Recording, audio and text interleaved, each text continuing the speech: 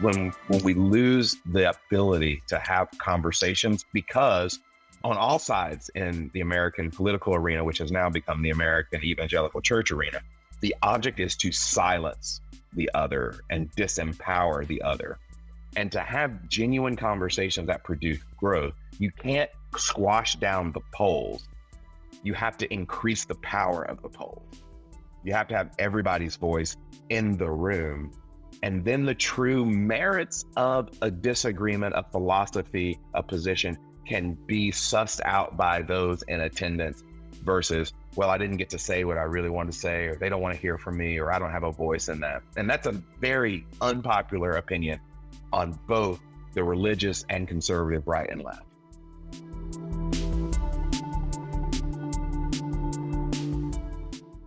That is my friend Sean Palmer, who is joining us on today's podcast episode with the Space for Faith podcast, where we are reimagining the church for our current moment. And Sean is an author. He's an Enneagram theorist. He's a speaking coach. He is somebody who has opinions, as you will find, about just about everything. And he's also a teaching pastor at a church called Ecclesia Houston. And on today's Space for Faith episode, we have a little bit of everything with Sean. It starts with him comparing T Swift with Shakespeare.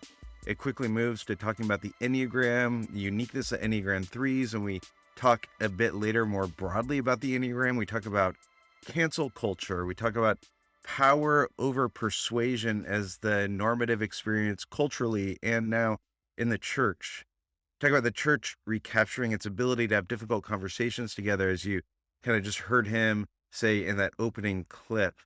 We talk about the pragmatics of communicating to multiple Enneagram numbers and things like preaching and leading in post-evangelical spaces. We jump all over the place, all kinds of good stuff. But Sean is one of just my favorite people to talk to. I think that you'll hear that as we kind of bounce around on all these different things. And he also has a new book coming out. It's coming out May 10th. It's called Speaking by the Numbers. We spend the second half of the interview talking about that book. And so I hope that you'll check it out. And I know that you know this, but friends, pre-orders are an author's best friend. They really help to get the word out there about a book. And so I know it's a little bit until it releases, but if it's at all intriguing to you as you hear Sean talk about it, I'd encourage you to go on Amazon or Barnes & Noble, or wherever it is you buy books, or to your local bookstore and pre-order it. That helps the publishers see what the demand is, helps them print more, helps to get the word out more, helps them to put a little bit more effort as well behind books that they're seeing get some early traction. So Speaking by the Numbers. And before we jump over to the interview, just a quick reminder that the Post-Evangelical Collective, this gathering for pastors and artists and church leaders, talked about it a bit on the last episode. You'll hear Sean talk a little bit about it on ours, is coming up later this year in the fall, October 11th and 12th in Denver, Colorado. Again, we will have more information coming out, have registration coming out, all of that sort of stuff, but I just want to get it on your calendar. Save the date for October 11th and 12th for the Post-Evangelical Collective.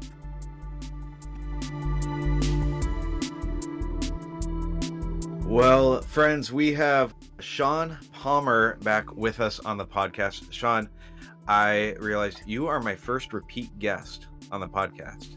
I've broken the seal. So I'm not sure if that says something about you, if that says something like I'm at only like 30 something episodes right now. So if that shows like how few friends I have and that I'm now recycling through them, something like that. You know, if there's anything, it's that when people get really bored and they're in a corner and like they think about who's not doing anything that I can get on the phone to talk to, because you're not the first. Like our mutual friend Luke Norsworthy, like only time I'm on his podcast is when he's like, "Hey, I had someone cancel." So. Oh, no, see, like we're being intentional. I mean, Luke is the goat of this, but I feel like we're at least being intentional here. And I feel like you would be the call, not that I don't have anyone else to talk to, but it would be like, Sean has lots of opinions about everything. Mhm. I have the strongest opinions about things that don't matter. Yeah, you do. Like that's where I reserve my strongest opinions for. Like this isn't a thing that matters, so I'm gonna hold a really strong opinion about it. I was talking to a mutual friend of ours not long ago, and you came up, and we said, if all you know of Sean is just like Sean on the internet, like you think he's like the 60-year-old white guy who's like, "Get off my lawn, kids." I'm trying to cultivate that image like so hard. I'm 100% intentional, like just curmudgeonly, like whatever millennials are for. Like I just want to find a way to be against it. So and mostly I do that for my children, just to just to annoy them. Except for Taylor Swift. Taylor Swift seems to have found a soft spot with you. She has. She has. Yeah. One, because I do actually think she's like a phenomenal songwriter. There are better singers in the world, and that's a matter of taste anyway. But like here's what's fascinating to me about Taylor Swift. The first one is like her hustle. Like she is just an insane work person. But two, like she has tapped into something about the experience of adolescent young women and now post-adolescent young women that is really remarkable that no one had, because people have written breakup songs before. Yep. And I'm so fascinated in trying to figure out what it is about her that encourages so much allegiance. And people are so like into her story. Like, because whatever that is, like I feel like that's an avenue for me, at least, for how I want to go about my task in preaching and teaching and writing, because she's connected to people's lived experience. So you probably weren't expecting this, but about 6 years ago, I preached a series called The Gospel According to Taylor Swift. And so I did like Shake It Off, Begin Again, which is maybe 5 or 6 Taylor Swift songs. And for about 2 years, it was the most popular download on our website. And when I would be invited to preach and teach someplace, they didn't want to hear race stuff or Enneagram stuff. They didn't want to hear, like, they wanted to hear the Taylor Swift stuff. And our church at the time, I was living in Temple, Texas, we began to see like a noticeable growth in people in their 20s and 30s, like during that time. And folks were so excited about it. I was asked to do it everywhere. I just actually recently redid one of those sermons, but I took some of the Taylor Swift stuff out. There's some folks who come around, like Shakespeare was like this. Lots of great artists who just have their finger on the pulse of society in a particular way. And she's one of her. So I find her like infinitely fascinating and gifted. And you just compared T Swift to Shakespeare. I did. You're feeling okay. That was a smooth transition that you just made there, because we're talking about a book that you have written about communicating and preaching, and look at you like moving us in that direction already. And I didn't even get through my intro of you. So you're teaching pastor at Ecclesia Houston. You're an author. You've become a significant voice on the Enneagram. You're a speaking coach. Like, what else am I missing about you? Married, 2 great daughters. Yes. I'm married to one great daughter, but I have 2 great daughters. Yes. Yes. Thank you. Commas need to be in the right place. Yeah. Yeah. Amateur sommelier. Oh yeah. All I of forgot about the that. easily bored, I think, is what you would put under all those. It's like, oh, he's the guy that's easily bored, so he's moved on to something else now. That's so interesting. That's one of my. Is that a 3 trait? Is that normal for 3s to be like that, to get bored of things quickly, or is that different? 3s like to accomplish things. Yeah. And because we are aggressive stance people, we like to accomplish things and move on, kind of looking toward the future. But we don't always like to accomplish things at a deep level. Like we don't want to necessarily in everything, in certain things, but in everything be an expert. So that leads to a lot of dabbling, because we're interested in a lot of things. I mean, like, Yeah. as self-concerned as 3s are sometimes portrayed, 3s are also folks who are very interested in other people who are doing interesting things. Yeah. Yeah. And that gets tossed up, that gets papered over, because the 3s are concerned about their self-image and accomplishing things. But we're also very interested in people who accomplish things. and who are doing and who we can learn from. So, when I started I'm testing this spring for level 2 for Wine Spirit Education Trust, which is a sommelier certifying organization. Like, that's all I want to do. Like, I don't want to be a sommelier, like at an actual, I don't want to work in a restaurant, or maybe when I retire in a tasting room or something like that. But like, that's enough. So I just want to do enough to do that. Like our friend Jeremy. Right. And then I'll move on to something else. Like I'll Yeah. find myself interested in something else. That's so interesting because one of the things that friends used to make fun of me a lot for was that I would throw myself into something. Like I would buy all the books on it, I'd buy all the equipment for whatever, and I'd be into it for 9 months, and then I'd be done and I'd sell it all and I'd move on to something else and I'd do the same thing.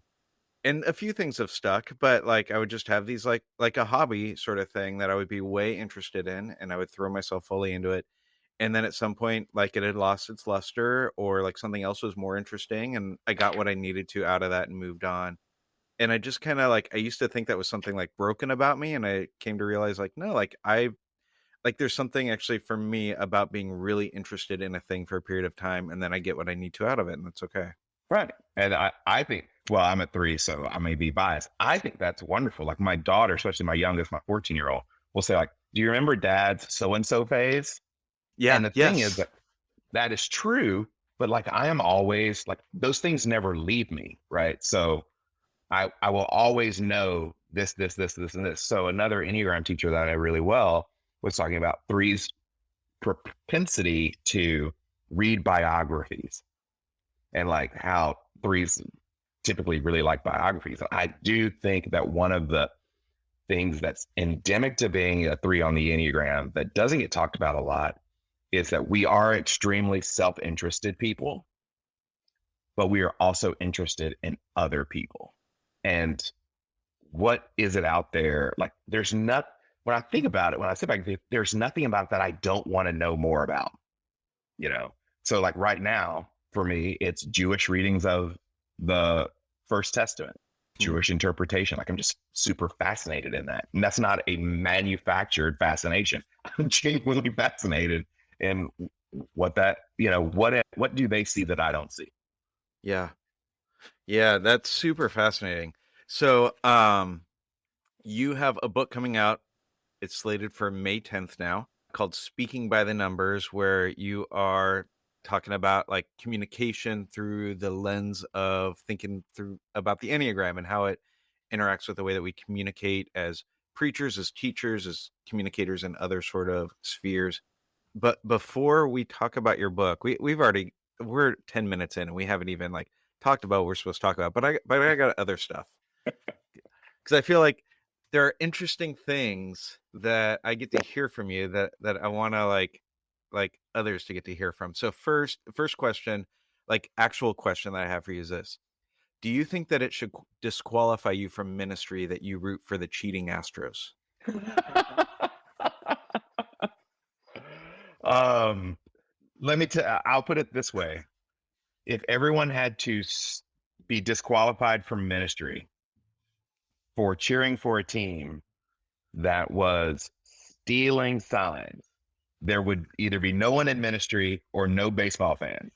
It's all right. I appreciate that you don't have an Astros shirt or hat on right now. That makes me feel good.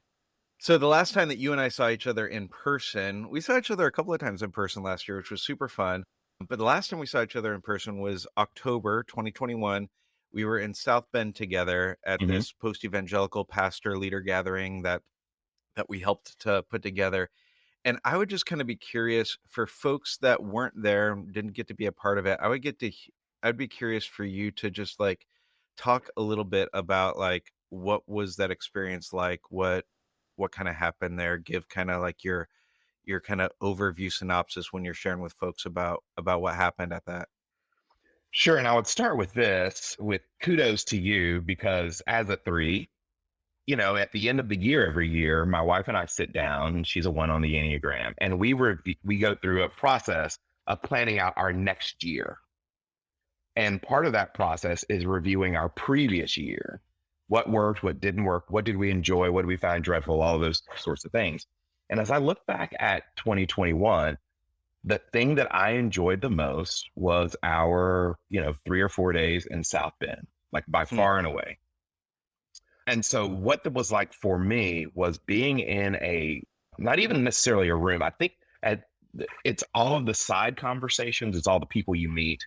It's Yep. the late night conversations. It's the dinners with people who are on a very similar journey that you're on, asking some of the same questions, having some of the same frustrations and hindrances, and both hearing from them, and but more fundamentally, just discovering that they're there.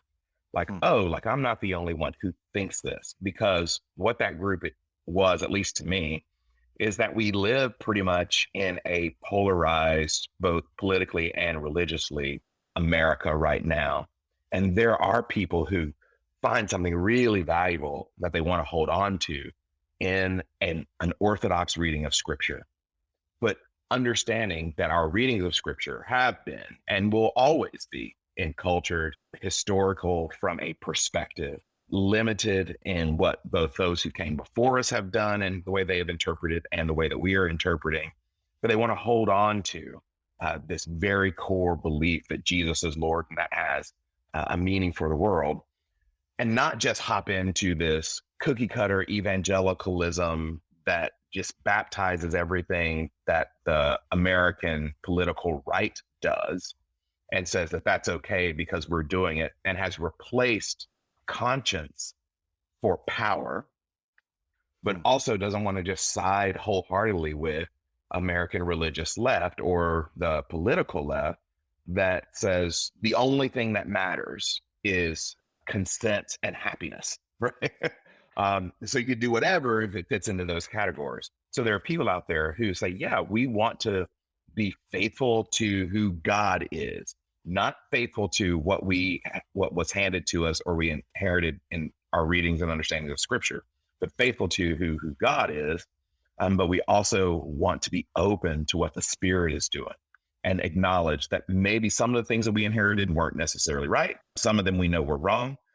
And the coming together of all of those people and the shared journey was just immensely meaningful to me personally. And the conversations that were had, I think I don't use the term life giving very often. I think that's a term that upper middle class white people use for things that they enjoy. Like, the rest of us are just like doing what has to be done. Right. I don't, life giving is not a category for me. It's just, this is what has to be done. But if I were going to describe something as life giving, like that would be it. That's so like meaningful. It was a really special time. And I keep trying to figure out ways to like try to convey to folks who weren't there, like, yeah, because it felt like it was something more than what you experience at a typical conference or something, that there's some sort of essence, ethos that was there that made the experience what it was. And yeah, I appreciate you sharing all that. It was a helpful way to think about it. One more thing that I want to ask you about, because I really appreciate your thoughts on this, and we've talked about it a few times, and I love the way that you frame this. So when we think about, we're seeing stuff happen on both the right and the left that in some sort of way engage cancel culture. Mm. And that's become a big topic of conversation in lots of ways. And even some folks, like I just saw the worship leader Sean Fute recently, like essentially like generate his own cancel culture in order to get a book deal, and like so it's get people are figuring out how to use it, whatever. I appreciate the way that you think about like, here's why cancel culture is kind of existing in this cultural moment, that there's some stuff that we're missing culturally that we need to re-grab a hold of. Do you mind sharing a bit about that? So the issue with my issue with cancel culture, I have several issues with cancel culture. One is that we are in a moment now where minorities and the historically powerless in America, because of social media, because of polarized media and the mainstream media, because of things like Trumpism, which was built leveraging polarized media, that people who have been historically without power actually do have some now culturally. That they have cultural power in terms of who gets to speak, and that's, in many ways, that's a good thing because these people have been voiceless for a long time. The flip side of that is cancel culture always wants more because it doesn't know what it wants. And because it doesn't know what it wants, it never knows when it has it. So let's take, for instance, someone like Kevin Hart, right, who has said who was going to host the Oscars a couple years ago, and then these tweets and other things that he'd said about LGBTQ people, particularly around his children, people said you shouldn't do that. Well, someone say that's a classic case of cancel culture. Well, I don't think that we need to be in a society where people, especially in vulnerable populations, can be publicly assaulted verbally. But what's he supposed to do now? Like, can he say, hey, I am apologetic. I'm sorry. I didn't mean that. And would anybody take it seriously if he did? But cancel culture just says, like, you're canceled and you're done. So there's no avenue for forgiveness. There's no avenue for restoration. That's because when you eliminate religion, this is not just Christianity, when you eliminate religion from the public sphere, there is no mechanism for forgiveness, because then forgiveness is only weakness, letting people get away with it. The question I want to ask people is, how long does someone need to stay in the penalty box? So there's a case right now with a professor at the University of Pennsylvania who has said some things that I think are absolutely abhorrent, but she's tenured. So what they have done there is, because she's tenured, she's not in any classes. She's not teaching any classes that are mandatory for students. You can take her for an elective. But, Jonathan Sacks has this great line about, if you eliminate voices, you actually hurt your argument. What you want is someone to give people the space to make their argument as loudly and vociferously as possible, so that when you win the argument, you have won the argument. And that's much more where I come from. And so I'm not for that, but I'm also from a place where there are some spaces where, because people have to be there, we have to engage, that we need to be careful about our speech. And now the problem is now that everything has become talk radio. And so school board meetings are talk radio, and Facebook is talk radio, and protests are talk radio. No one is trying to convince anyone of anything. Persuasion has given complete way now to power, and power and religion just don't mix. And they have never mixed, and they are never going to, because they are playing two different games. Talk to me a little bit more about that. That persuasion has given way to power. Yeah. So if I have a particular view about how the American political system should work, what should I do? Well, there was a time where you would have to persuade. You'd have to win people to your argument, build coalitions, make compromises. Now what do? You gerrymander, right?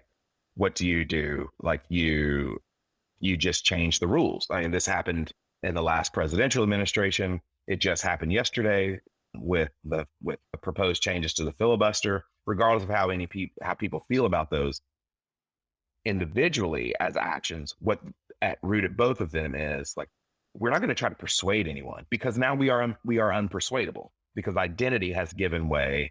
I mean, thoughtfulness has given way to identity for everybody. And people who say so-and-so is doing the politics of identity, and they can say that, but without any identity, what we are left with is majority identity, which is in America, whiteness as default. So people who even say politics as identity, what they are saying is, we want the identity to be whiteness as the default identity. So white culture, white issues, white cultural priorities, those become the issue. So we don't have Hispanic or Latinx or African American or LGBTQ identity. We don't want to actually have conversations about those. We just want one to predominate. And so I don't know if that makes any sense. It makes sense in my head. Yeah, no. I got a lot of things stirring today. So I'm seeing like how that that makes a lot of sense to me how that's working itself out in the political culture. How does that sort of play itself out in the church culture? How are we seeing, yeah, power over persuasion work its way there? Yeah, I can't remember the last time that I had a genuine discussion with someone in congregational settings about something that we were working through. And there are some churches who, because of the way that they are set up, are doing this really well. They are set up as communities of discernment. But I'll give you an example. When George Floyd was murdered in the streets of Minneapolis 2 years ago, our congregation put together just a website of helpful tools to help people navigate racial conversations. So it had some links, it had some books, things like The Color of Compromise, Ibram X. Kendi's Stamp from the Beginning, things that are classic, like James Cone, The Cross and the Lynching Tree. And immediately, I mean, like almost as if someone were monitoring the website, we got like, well, you're being woke, church. Hmm. Right. So the idea is like, we're not going to have a conversation. We're actually going to have an argument about the merits. It's that I have decided sort of my blue jersey or red jersey, and that's where I'm going to land, regardless of the merits of the argument or even who I'm having the argument with, someone who I've sat next to or in church for multiple years or sat under their teaching for multiple years. And that's what I mean, like when we lose the ability to have conversations, because both on all sides in the American political arena, which has now become the American evangelical church arena, the object is to silence the other and disempower the other. And to have genuine conversations that produce growth, you can't squash down the polls. You have to increase the power of the polls. You have to have everybody's voice in the room. And then the true merits of a disagreement, a philosophy, a position can be sussed out by those in attendance versus, well, I didn't get to say what I really wanted to say, or they don't want to hear from me, or I don't have a voice in that. And that's a very unpopular opinion on both the religious and conservative right and left. That kind of reminds me of like I used to talk about in our church that you can easily have a pseudo unity in a church, and that you create a pseudo unity when it's kind of a don't ask, don't tell. Like we don't talk about our differences, and the way that we're unified and the way that we sort of can work things out together is we just don't go below the surface of things. And I don't tell you what I really think. I don't tell you where I'm really at. And I thought we saw that happening in our church culture for a while. It sounds like what you're describing now is happening in the church culture is the polar opposite of that. I'm going to tell you everything that I think, but I'm not going to listen to you. I'm not actually open to being challenged or changed. I just want to make my voice heard. Like, how does the church move forward? How do we create these sort of spaces again where there is a lot of different kinds of people, or like our friend Scott McKnight wrote a book called Fellowship of Difference, Mhm, right? mhm. Like, how do we recapture that? Like, what's that looking like in the church space? Well, one of the things American churches have to deal with, and COVID has been helpful with this if we leverage it, is that we're going to have to get comfortable being much smaller.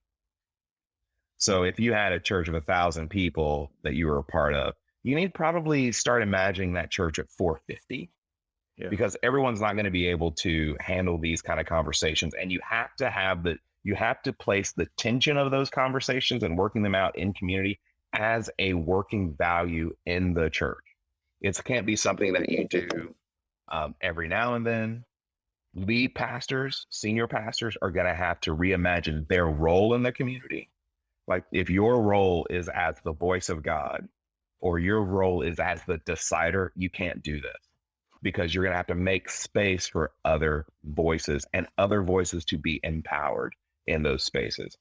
And because we live in a world, Sunday morning is the one time in our weeks where we can 100% choose who to be with and who not to be with. You can't do that when you go to the grocery store. You can't do that in your workplace, but you can do that on Sunday morning.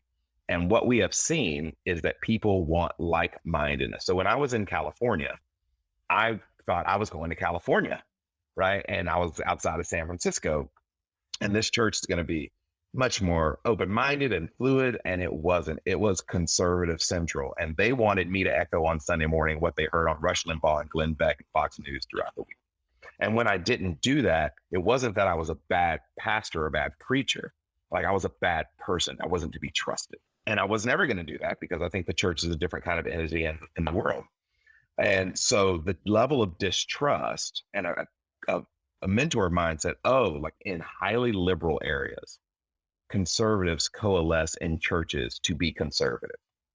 Right. So it wasn't around Jesus. It was to be conservative. And that has happened across the country, is that we have worshiping communities who ostensibly are there to worship Jesus and for spiritual formation, but they're really there for something else. And there's some who are there as a place to be conservative and have that be reaffirmed. And there are some that are as a place to be liberal and have that be reaffirmed with God ordination on top of their liberal or conservative. Yeah. And that we're going to have to, as church leaders, be very plain spoken about this is not what that is. And if you're going to be, if you're like, you will be, your politics, your worldview will be offended in this. And if you can stick with that, you're welcome here. If not, you're going to feel very uncomfortable. But church leaders have to be comfortable with the fact that their politics and their worldview are going to be offended in that place as well. And you're going to have folks in your pew who you really disagree with, and they really disagree with you. And we're going to have to find a way to love them and accept them as siblings in Christ anyway. I could talk to you about this forever, but I don't want to miss getting to your book. So you've got this new book coming out, Speaking by the Numbers, and you said that this is, I think that I remember you saying this is the hardest book that you've written. Yeah, hardest book I've ever written. Yeah, why is that? For a couple of reasons. One is that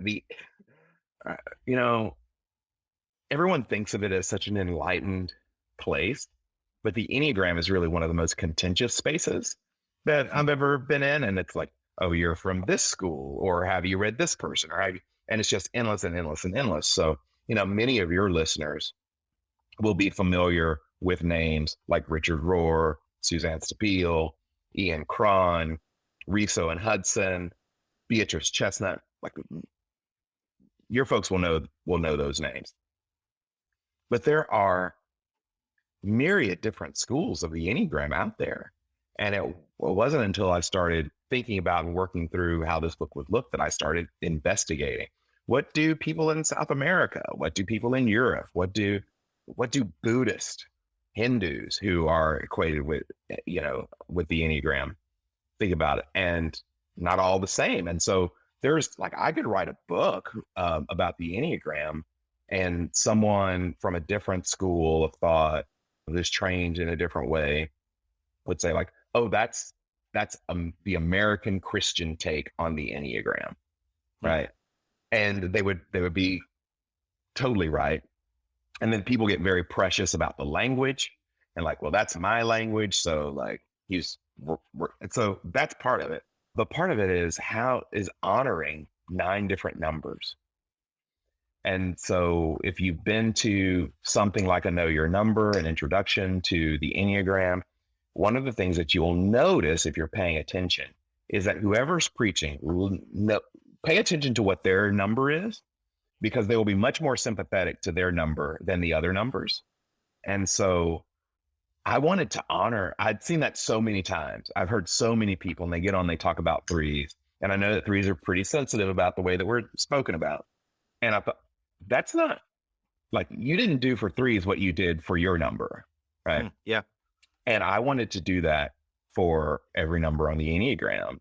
And that took a lot of talking with people who were in those numbers. I had to do that during COVID, where we had a different plan. So it was a lot of text and Zoom calls with people. I was like, tell me what this is like for you. Tell me what that experience was like for you.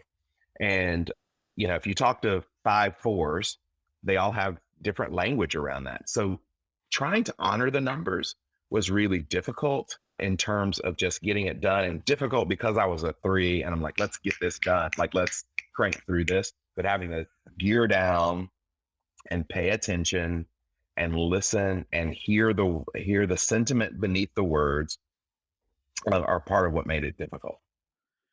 Yeah. So I don't remember if I heard you say this, or maybe I read it on something that you put out somewhere, But but you said something about that the Enneagram has done more for you in the way that you preach than anything since you took homiletics class.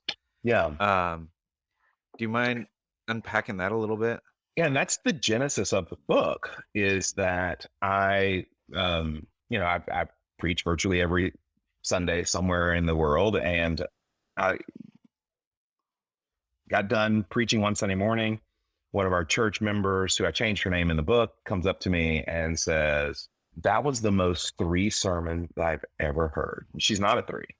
And so I began thinking about that. Like, if I take seriously the Enneagram wisdom that the way you do anything is the way you do everything, then what I have been doing now for a quarter of a century is preaching and teaching, engaging people in a way that assumed that people were like me.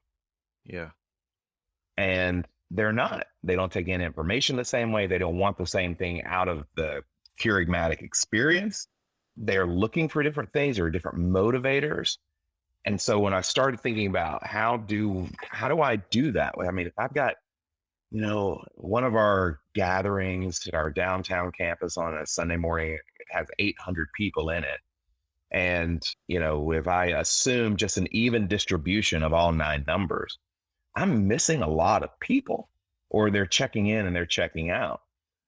So if I want to be helpful to them, I need to rethink how I communicate in a way that actually speaks to where they are, but more importantly, is a motivator for them and how they see and understand the world.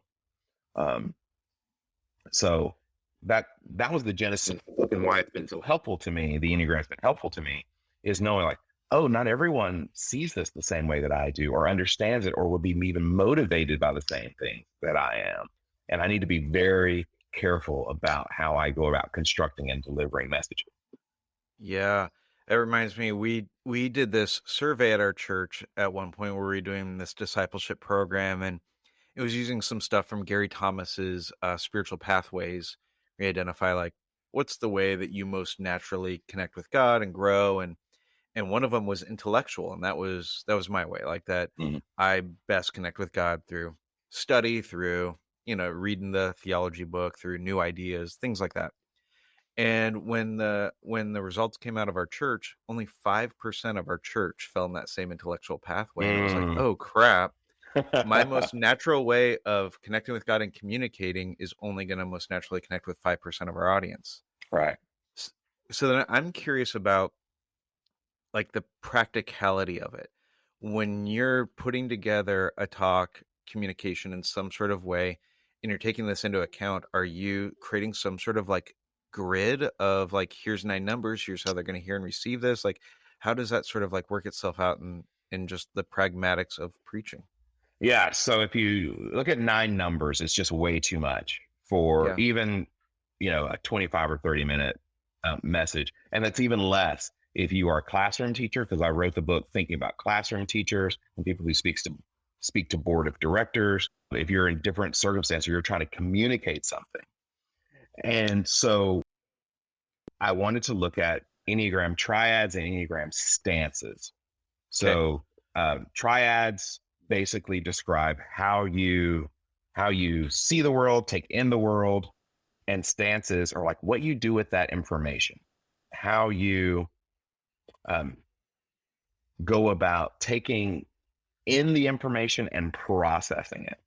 Because in the Enneagram, there are 3 numbers that are in what we call the dependent stance, 3 numbers that are in what's called the aggressive stance, and 3 numbers that are in the withdrawing stance, which is another reason that made it hard because I was having to explain this to people.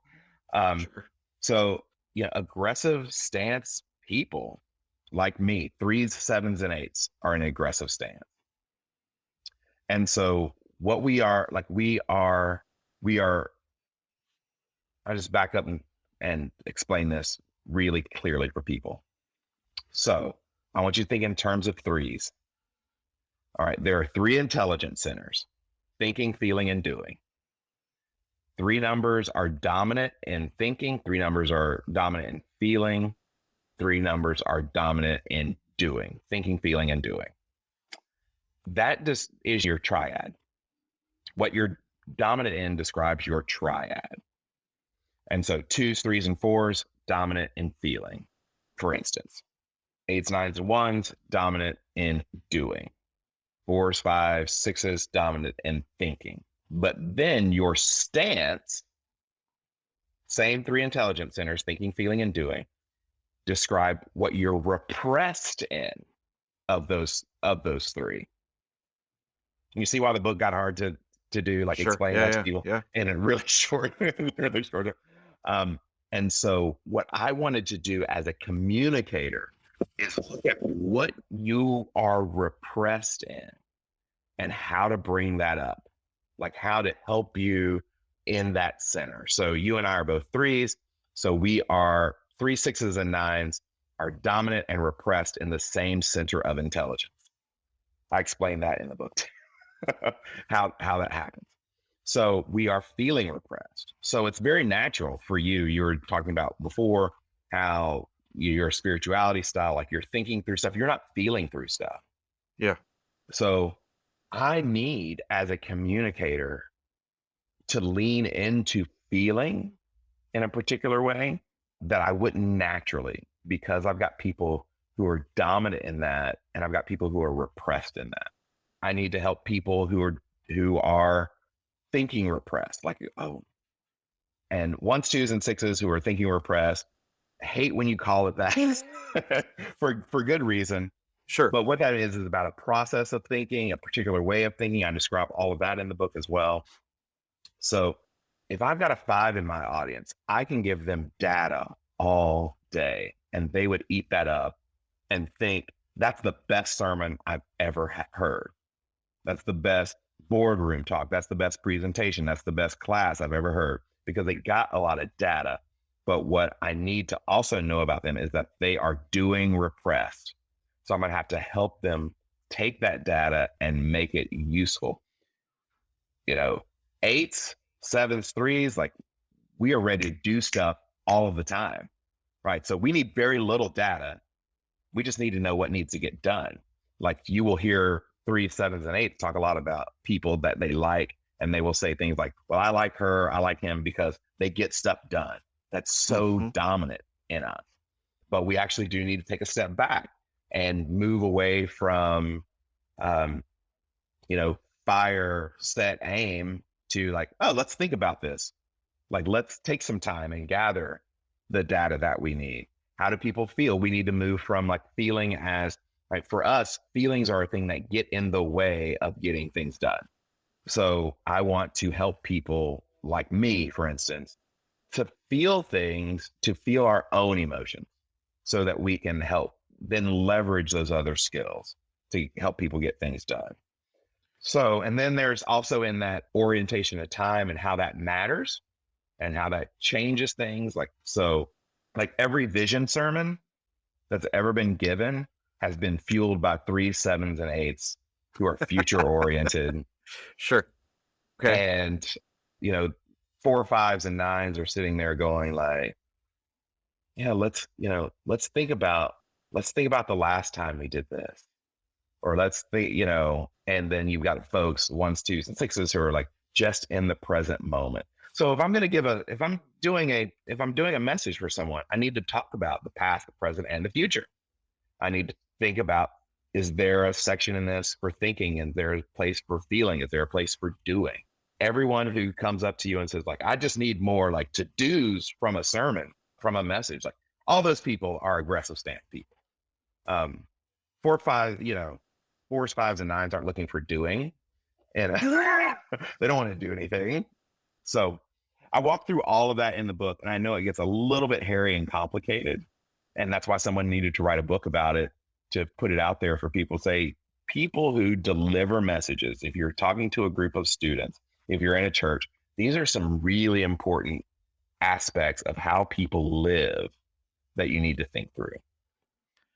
Yeah, this is really helpful. And it feels to me like it falls in line with one of the things that I was noticing happening particularly with like when I was teaching undergrad homiletics, but then in some of like the coaching relationships I would be in with preachers, is that it often felt like a miss was that they had this content that they wanted to deliver in some sort of way, and they're just like, I just got to get this out, and it became about them. That it was Mhm. like, oh, this sermon is, I can't think of a better way of saying it right now, so I'm just gonna say, like, I would say, like, it's a masturbatory sermon. Right. Like, it feels like it's for your own self-pleasure, but you're not actually doing something for the audience, and so this sermon does nothing if it's not actually oriented towards who your listeners are and what they're doing. It feels a bit like this is trying to take in a really thoughtful way. Like, let's take that to another level. Let's not just say it's about the audience, but let's like actually understand the way that our audience processes information, the way that they're going to receive this, what they're going to even maybe have some immediate walls against, what they're going to Mhm. receive more easily. I mean, is that a fair, like, sort of stance for the way that you're trying to help communicators approach things? Oh, 100%, 100%. Because the first two chapters of the book are about this very thing. And I say the problem with most of our communication is that we're talking to ourselves. And to the point that and I'm pretty strict on this, even with my speaking clients. If you're in a church setting, the people in your congregation are hearers, not an audience. Like they are not there for your performance. Faith comes by hearing, and you need to see them as hearers. You're making a proclamation, and it's a proclamation for them on their behalf, not the rabbit that you're interested in hunting, not this particular thing that you want them to do. That's manipulation. And a lot of church leaders fall into that. Like, we got into a room and we decided what you're going to do. And now I'm going to communicate to you in a way to get you to do what we want. Like, no one wants a relationship that's built that way. And so, what I say in the book is that speech acts are about the hearer, not the speaker. And I really, if people don't take very much away from the book itself, I want them to take that reorientation of what it is that we're doing in those moments. Like, this is about them, not about you. I mean, Fred Craddock says that you are there to say what they would say if they could say it. That's And really good. there are some limits to that, but fundamentally, this is about proclaiming the gospel in the for me, it was preaching. And there are aspects in the book that aren't about preaching. It's about other public speech acts. But you are there for them. You're there in service of them. They are not an audience for you. That's good.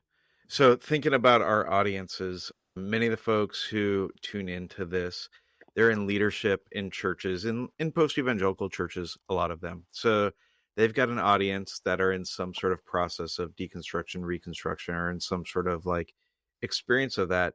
I'm kind of curious, like, how do you think communication in churches like that works differently than it did in previous generations, in the way that like people taught us to preach in certain ways that worked in a certain kind of church context, and it feels like that church context is moving away. Mhm. Like, how does our communication change? Yeah. So there was a time, and you and I are probably actually on the tail end of this rather than the center of it. But there was a time where either from the denomination or from a lead or senior pastor, there was much more of a sense of thus saith the Lord coming down from the pulpit to Yep. the pew. That world doesn't exist anymore. And the reason I know this is, and I'll say this, our this is the precursor what I'm about to say, because I don't want people to hear animosity. We had a great pediatrician. His name was Steve. His wife is Brene Brown. So we have known them for a long time, for 18 years now, before she was Brene Brown. And here's the way it works at my church. I have much more success saying Brene Brown says X, Y, and Z, and then showing where scripture has said that already, than if I said the scripture says X, Y, and Z. So some of it is we are so deeply enmeshed in the hermeneutics of suspicion in post-evangelical churches that we have to be very aware of worldly wisdom and where it intersects with the church, and that people aren't going to take our word for it. But when I was raised, and we were both raised in restoration churches, so when we were kids, we were taught like, no matter who says what, like you check it out, book, chapter, and verse, right? Like that you go and read the Bible, and the Bible was an authority in and of itself. That is no longer the case.